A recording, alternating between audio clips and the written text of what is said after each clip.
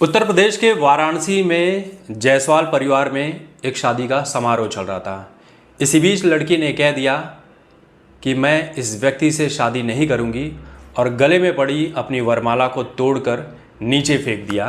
और इस घटना के बाद इस लड़की की जमकर तारीफ हो रही है। अब कहानी ऐसी है कि मुंबई में एक पिज़्ज़ा कंपनी में जो दूल्हा है, लड़का, वो काम करता है अच्छे लेवल पर। उसी की शादी थी।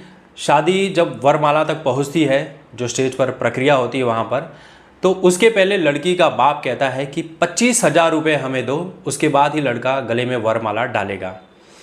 अब वहाँ पर सिचुएशन ऐसी बन गई कि लड़की के पिता के पास इतने पैसे उस वक्त थे नहीं, तो वो आए हुए सभी रिश्तेदारों के सामने हाथ फैलाते हैं, मदद मांगते हैं और सभी रिश्तेदार उनकी अपने अपने हिसाब से मदद करते हैं।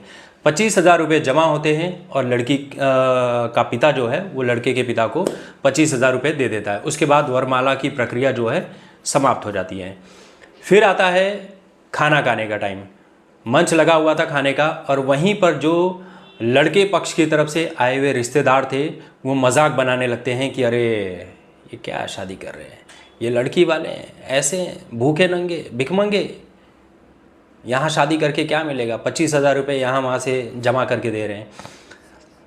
जब ये बात लड़की के पिता तक पहुँचती है तो वो सभी के सामने हाथ जोड़कर कहता है कि भाई ऐसा मत करो, हमारा भी मान सम्मान है, शादी हो जान दो, जो चीज़ें होनी है वो हो गई, अब ऐसी चीज़ें मत करो। फिर उसके बाद कुछ और डिमांड की जाती है तो लड़की की माँ आती है, हाथ जोड़ती है उनके सामने, रिक्वेस्ट करती है कि देखिए पहले ही हमारी बहुत बेइज्जती हो चुकी है, ये शादी हो जाने दीजिए, ऐसा मत कीजिए, वैसा मत कीजिए। ये सब सारी चीज़ें चली रही थी। तो इसी बीच किसी ने लड़की को ये खबर दे दी कि भाई तुम्हारे पिता के साथ इस तरह की बदतमीजी की जा रही है, तुम्हारी माँ हाथ जोड़ रही है मेहमानों के सामने, ये सब कर रही है। तो लड़की को बहुत बुरा लगता है।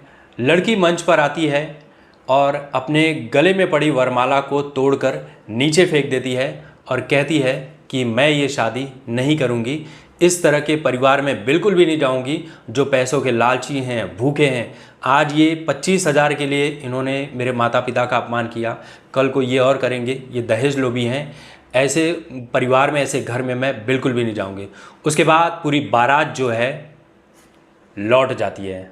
लड़का पक्ष जो है बिना शादी किए पूरी बारात लौटा दी जाती है।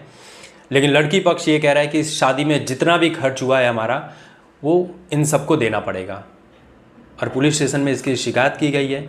अब इस घटना के बाद लड़की की जमकर तारीफ हो रही है, जो कि होनी भी चाहिए थी। माँ बाप